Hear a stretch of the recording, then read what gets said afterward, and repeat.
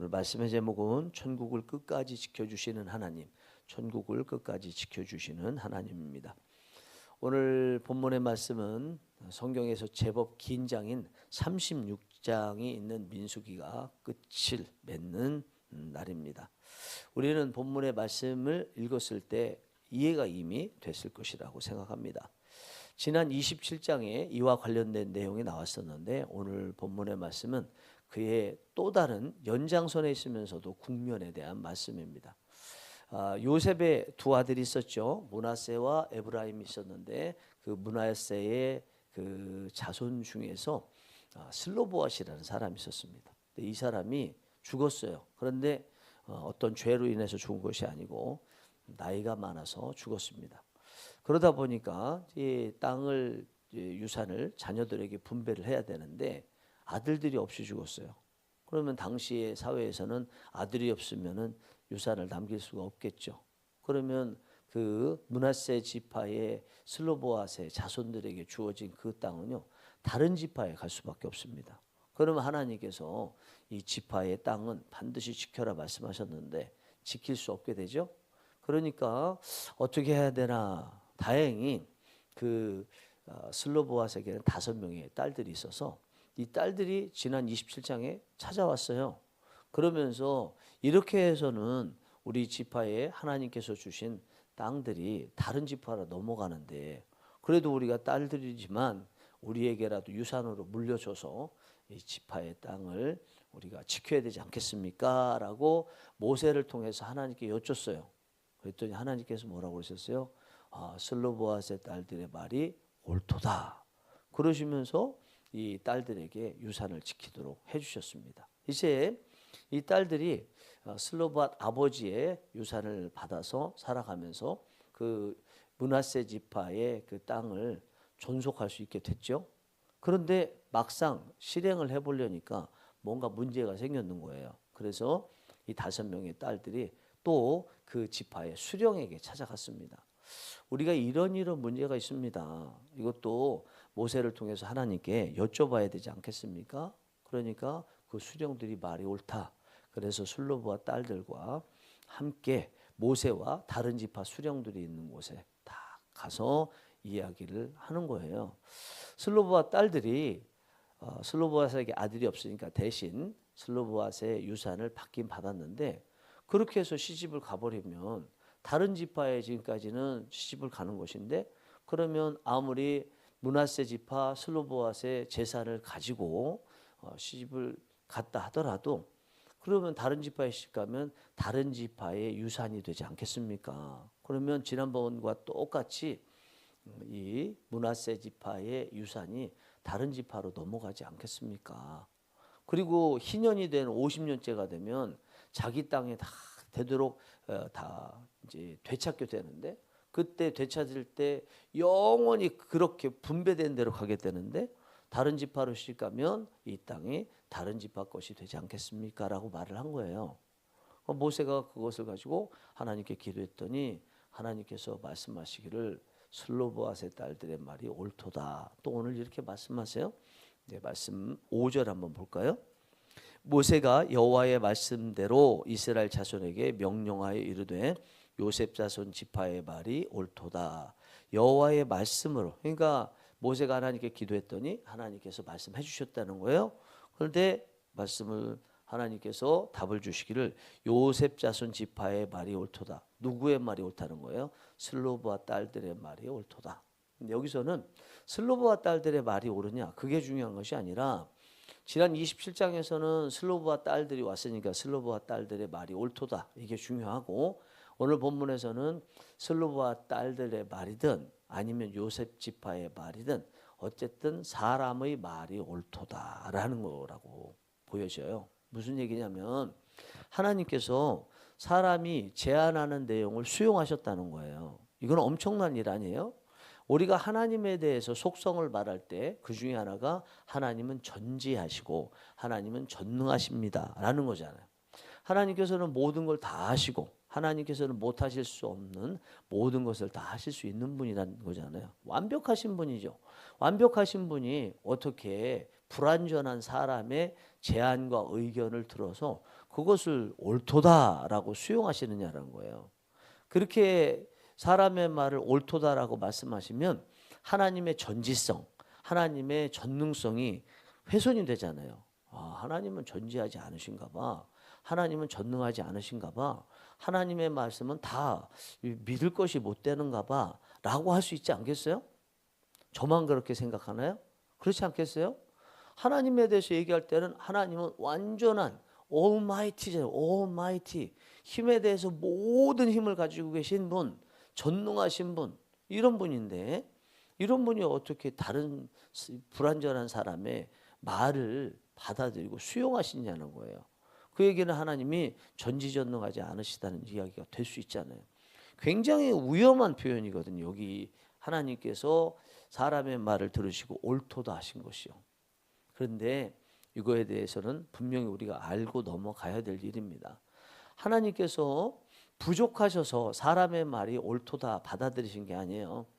하나님께서 이 세상을 운영해 가실 때는요, 모든 것 세세하게 다 하실 수 있지만 다 하지 않으세요. 왜냐하면 우리가 피곤해지거든요.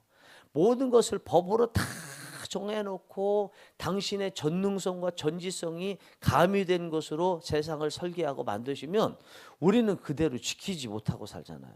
그러니까 적당하게 해놓으시는 거죠. 그러면 도화지 같은 경우에 그림이 있는데 그림의 여백들이 많은 거예요. 그 여백들을 어떻게 하라고요? 사람이 여백을 보고 하나님 여기 여백 이렇게 그리면 좋겠는데 라고 하나님 앞에 제안을 드리면 하나님께서 보시기에 그거 원래 그렇게 그려.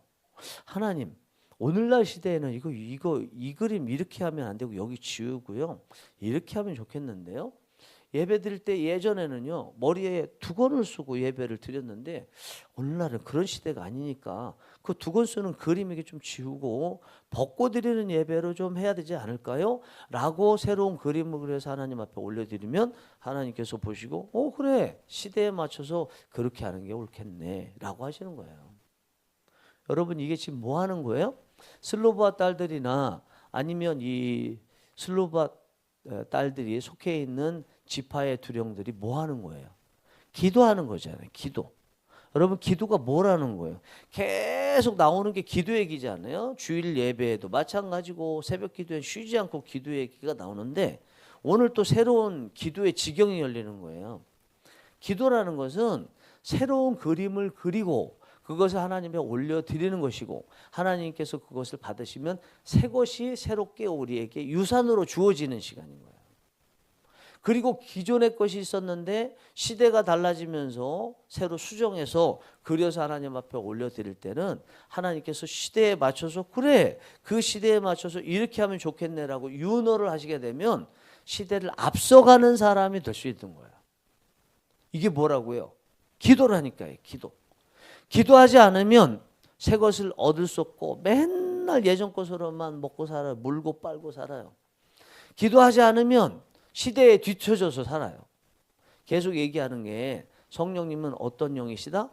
전진하게 하시는 영이시다. 성령님은 한 곳에 안주하도록 절대로 안 하신다라고 말씀드렸죠. 이것도 같은 차원이에요. 성령님도 하나님이시기 때문에 시대에 맞춰서 우리가 계속 변하기를 원하세요. 옛날 거 수구적인 거 그거 지켜야 될 것도 지켜야 되지만 모든 것을 다 시대와 상관없이 그 안에만 머물러 있고 늘 수염 길게 기르고 있고 이것만 원하시는 것은 아니라는 거예요. 우리가 성령님의 감동에 따라서 새로운 시대의 현상을 보면서 하나님 이 시대에 맞게 우리가 이렇게 바뀌어야 되지 않겠습니까? 우리 교회도 여러 가지로 바뀌어야 되지 않겠습니까? 했을 때 그거에 대해서 하나님께서 보시고 도화지에 그려진 새 그림을 보시고 대부분 그것이 옳다. 어떤 하에서 하나님의 전체적인 운영 원칙에 따라서 봤을 때 옳다 그러면 시대를 앞서갈 수 있도록 적어도 뒤처지지 않을 수 있도록 하나님께서 허락하시는 거예요. 여러분 기도 많이 하시기 바랍니다. 기도 많이 하셔서 새 것을 얻으시는 은혜가 있기 원합니다. 기도 많이 하셔서 이전에 시대에 맞지 않게 있었던 거 새롭게 수정해 나가시고 시대를 따라가시고 발맞춰 가시고 때로는 그것보다 앞서 가셔서 선도하시는 은혜가 우리 모두에게 있기 원합니다. 그게 누구에게 주어지냐? 기도하는 사람에게 주어진다라는 것입니다. 여러분 이렇게 보면 오늘 본문의 말씀이 이해도 되고요. 은혜도 돼요. 다 말씀드렸잖아요. 끝이거든요. 은혜 돼요. 아, 기도라는 게 이런 특별한 또 은혜가 있구나. 새로운 지경이 열려지고 새로운 지평이 생겼네. 이렇게 지금 느껴지지 않습니까? 그런데 한 가지가 뭔가 깨름직하게 의문이 남아요. 이거는 오늘 본문뿐만 아니라 여러분들께서 성경을 읽으실 때마다 이해도 되고 은혜도 됐지만 반드시 남아야 되는 거예요. 오늘뿐만 아니고. 그거는 하나님께서 이 말씀을 왜 주셨지라는 거예요. 특별히 민수기가 36장까지의 긴 분량인데 하필이면 많고 많은 내용들 중에서 이 말씀을 36장인 마지막 장에 넣어주셨을까라는 의문을 갖게 되는 거죠.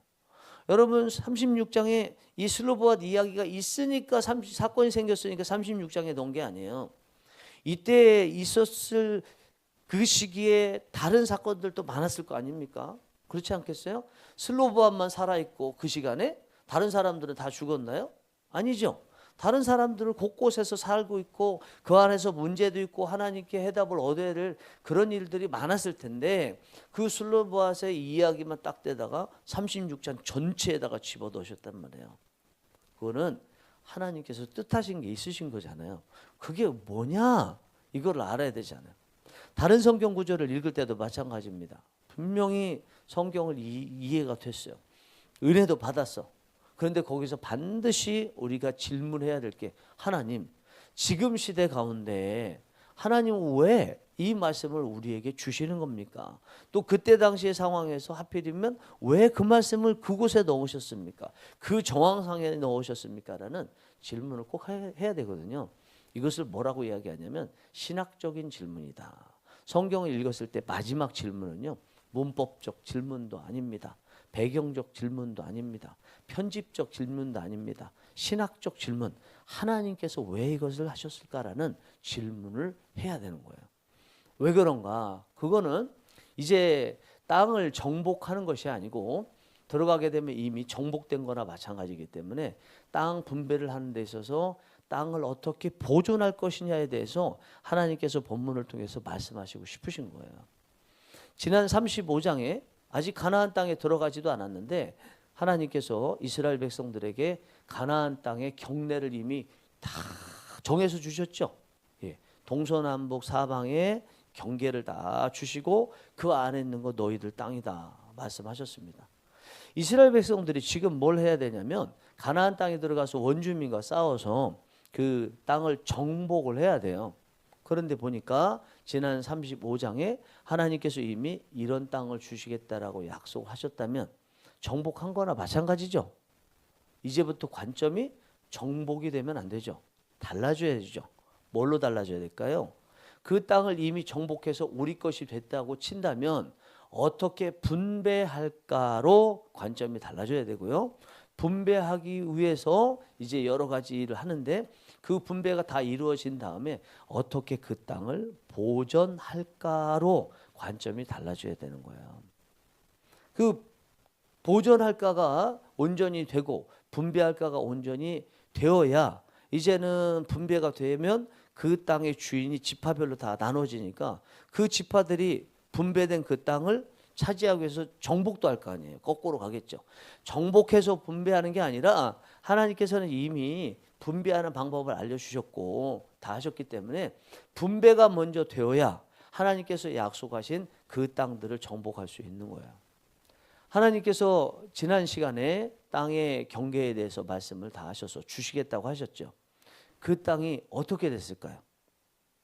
아직 가지도 않았는데 약속을 주셨던 그 땅이 여호수아가 이끌고 들어갔을 때 어떻게 됐을까요? 진짜 그 땅을 얻었을까요? 얻지 못했을까요?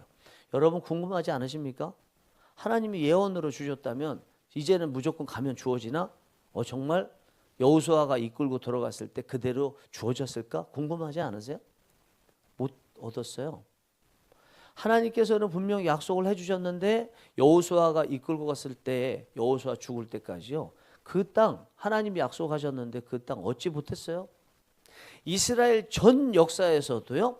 다윗과 솔로몬 때 거의 비슷하게 약속하신 땅을 다 얻었지만 그러나 완전히 그것도 얻지는 못했어요. 언제 얻었어요? 예수님 메시아가 오실 때, 그것도 재림하실 때 얻게 되는 거예요. 그러면 왜 여호수아가 약속을 받았는데도 그 땅을 약속받은 대로 다 정복하지 못했을까요? 하나님은 약속해 주셨지만 이스라엘 백성들이 게을러서 순종하지 않았기 때문이죠. 여호수아서 들어가면 알겠지만 너희들이 어찌하여 그렇게 있느냐, 나태하게 있느냐. 여호수아가 막 책망하잖아요.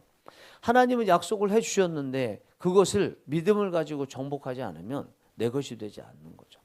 어쨌든 오늘 본문의 말씀에서는 지난 시간에 이어서 하나님께서 이미 약속을 주셔서 정복한 거나 마찬가지라고 봤을 때 이제 관심은 분배하는 것이고, 분배된 다음에 이제 어떻게 보존할 것이냐에 대해서 관심을 가져야 되기 때문에 그렇습니다. 그래서 그 보존하는 데 있어서 관련된 사건이 오늘 본문의 말씀이잖아요. 오늘 본문의 말씀 슬로바 딸들의 이 이야기는요, 슬로바 딸들의 개인 이야기나 아니면 므낫세 지파의 지파만의 문제 이야기가 아닌 거예요.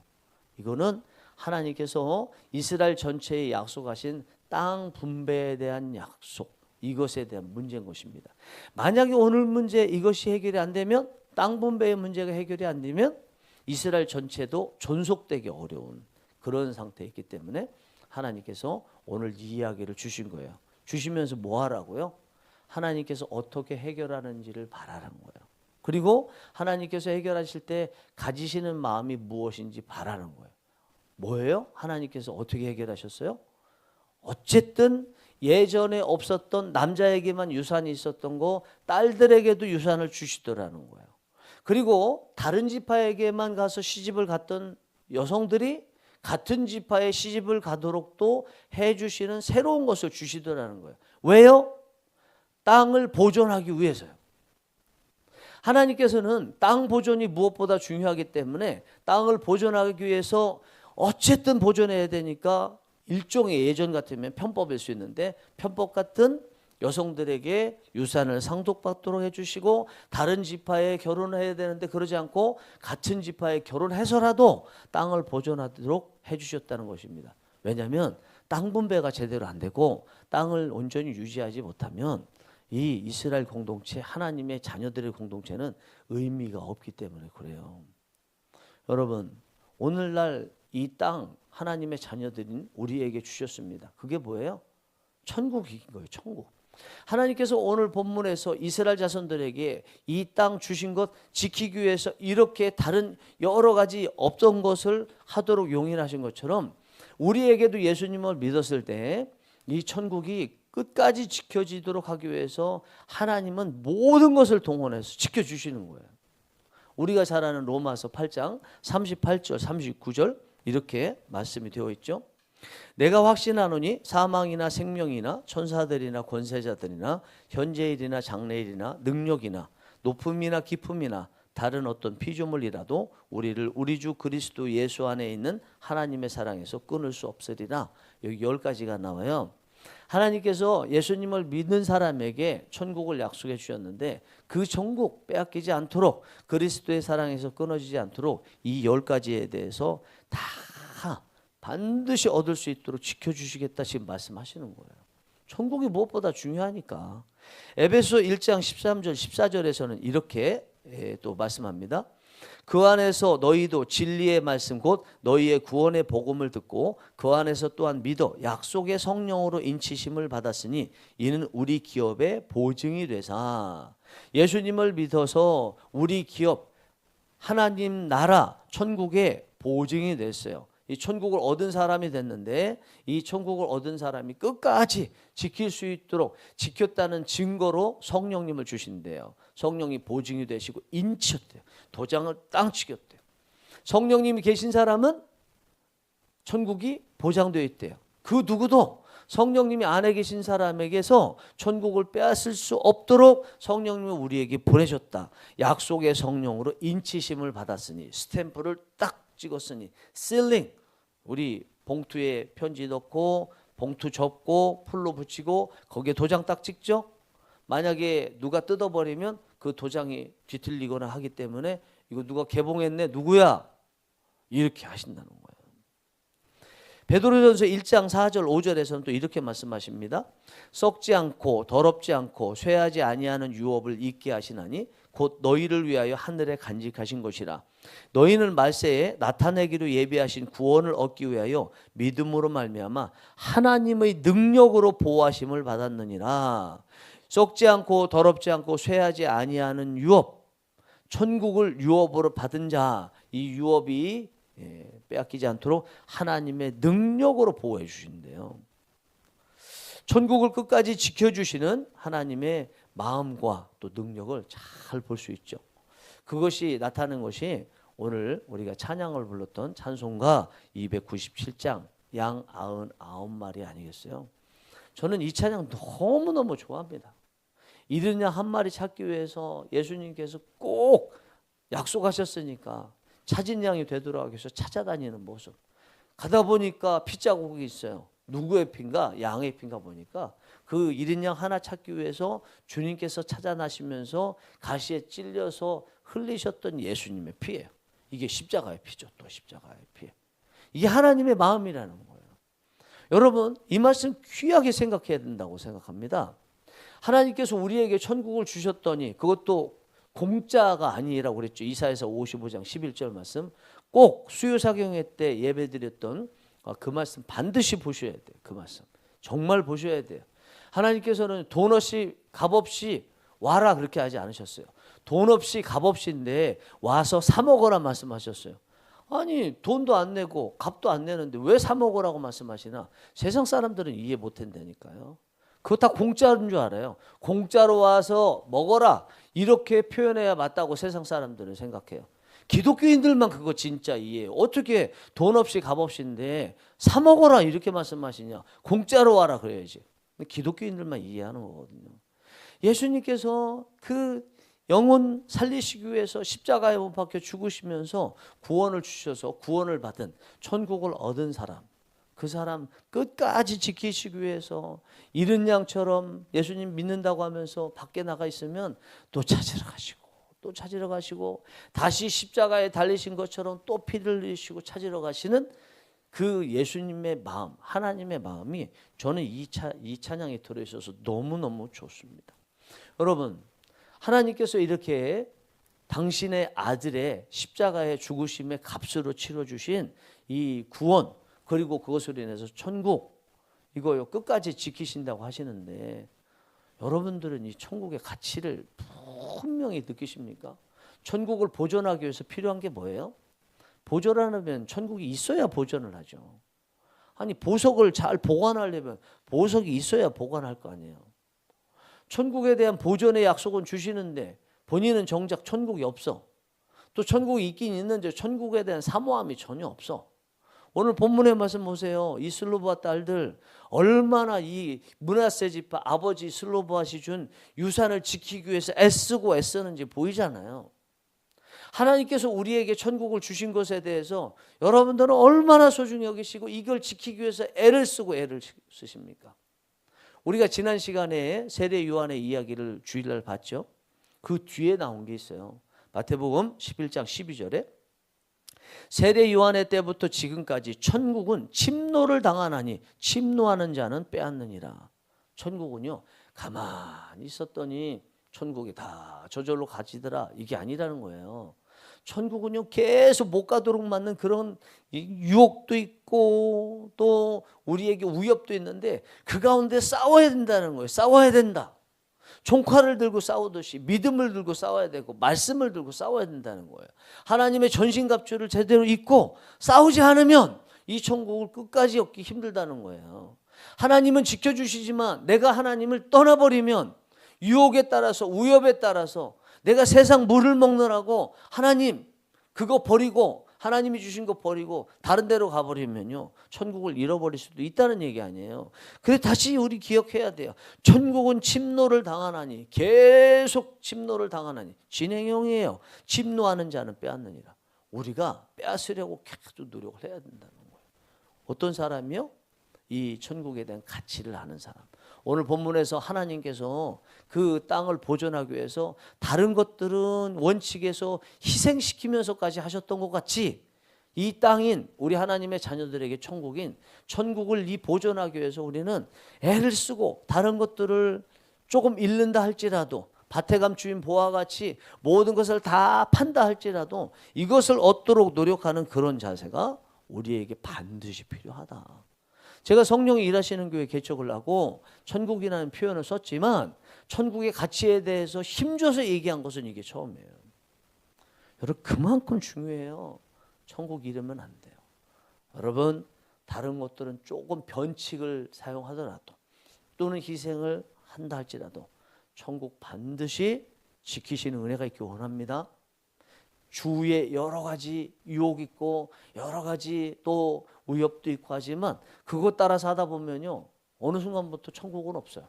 그야말로 소탐대시라는 그런 일들이 많은데 주님 앞에 갈 때까지 끝까지 천국이 우선이 되어서 그 천국을 소망하며 또 표대처럼 나아가서 여러분들이 반드시 천국에 들어가는 은혜가 있기를 간절히 바랍니다. 기도하시겠습니다.